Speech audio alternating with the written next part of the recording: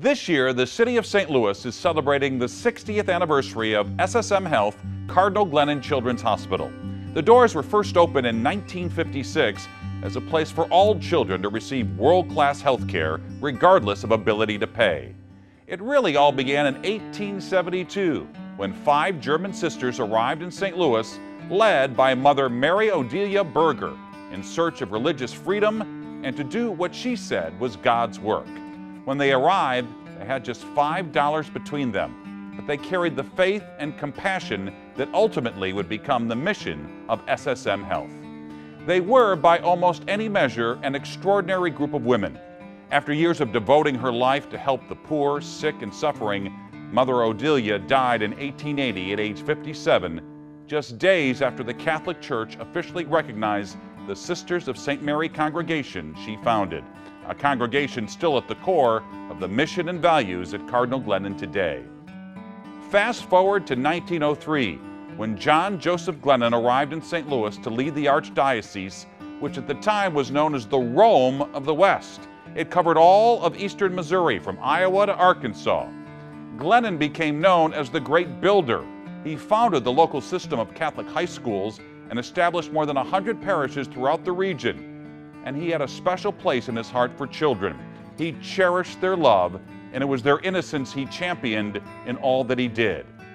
In 1931, Dr. Peter Donnie came to St. Louis to receive his medical degree from St. Louis University.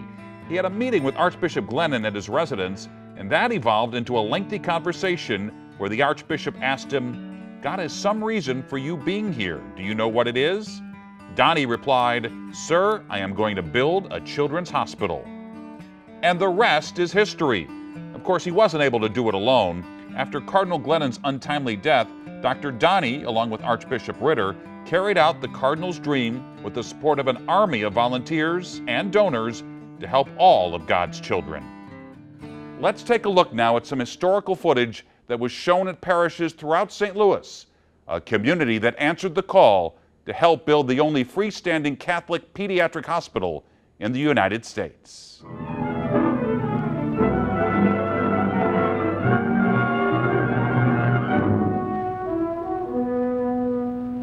The Cardinal Glennon Memorial Hospital for Children. How the kindly light in an old friend's eyes would have kindled at the thought of the reality of one of his fondest dreams, a great new hospital for children located in St. Louis, the city he loved.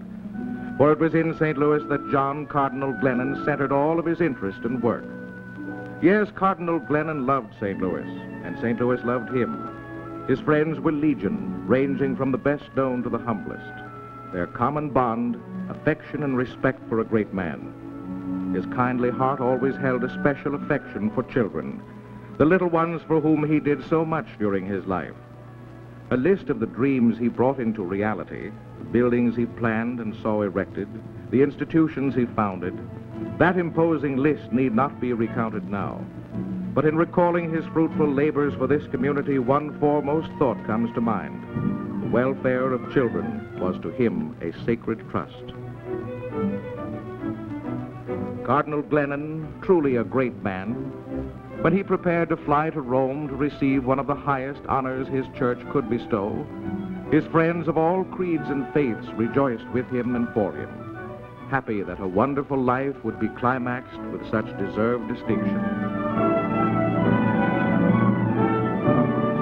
First to Ireland, land of his birth, returning at the height of his greatness to be greeted by the folk who remembered and loved him. And then on to Rome and the honor that was awaiting him. A man like Cardinal Glennon can never belong to a few.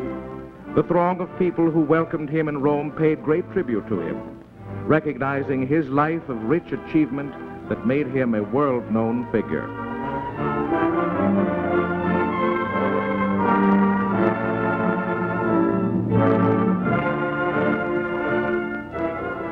As the day arrived when he was to be made a prince of the church, and as he moved through the beautiful and splendid ceremony of the public consistory, wearing the robes of the cardinalate, those around him knew that his thoughts were of St. Louis.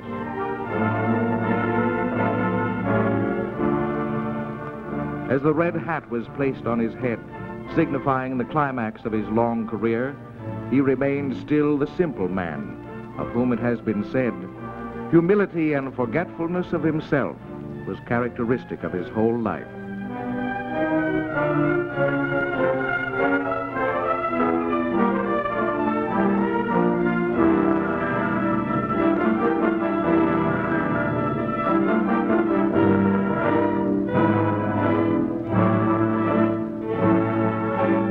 On his journey home, the shadow of eternity fell gently upon John Cardinal Glennon in his native Ireland.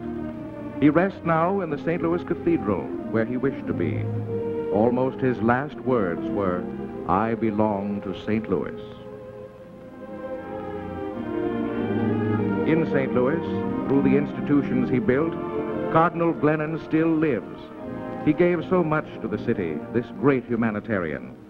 He was the driving force behind churches, schools, orphanages, and hospitals. He was a builder, not only of material structures, but he was a builder of lives, too. The list of his achievements is long, but there was no end to the charitable ambitions of John Cardinal Glennon. There was always work still to be done. One project was especially dear to his heart. He planned one day to build a hospital for children. It is one dream he had not time to accomplish. And was it perhaps the design of Providence that it would be, so that the St. Louis people he loved might, in his name, make a reality of his cherished dream? As he looked around him, he saw fine work being done in the field of child care. Some children were receiving the benefit of competent and skillful aid in combating the dread diseases that strike during childhood, but it was not enough. Many youngsters were being denied the care they should have had because facilities for their proper treatments were not available. There is much that should be done for all our children, for all our St. Louis children. Perhaps you've never thought of this need. Perhaps tragedy has never struck in your home. Remember, it could strike tomorrow.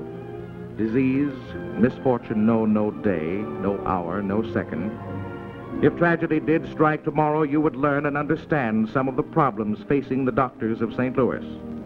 But the time to be concerned is now, not tomorrow or next week, but now.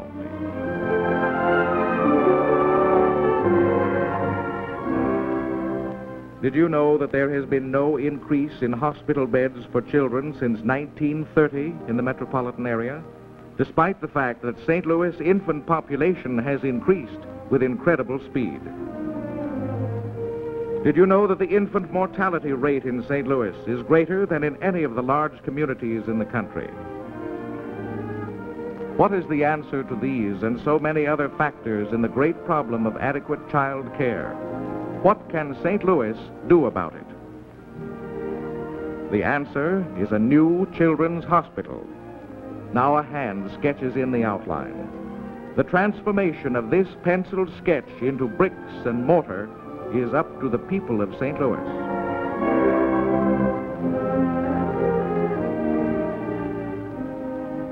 These children's faces, some reflecting great pain, some patient in a strangely adult way, some smiling, finding a little fun in spite of illness. These faces tell their own story. Our hearts go out to them, and we feel that we want to do everything we can for them. Then stop a bit and ask yourselves, are we doing everything we can for them, for all our children? Yes, all of this was Cardinal Glennon's dream, a dream that can become a reality. St. Louis can make it a reality. The Cardinal Glennon Memorial Hospital. For who can say truthfully that there is greater work to do than to continue that of Cardinal Glennon? And who can say that there is a finer dream to realize than that of a new children's hospital for St. Louis and for all our children?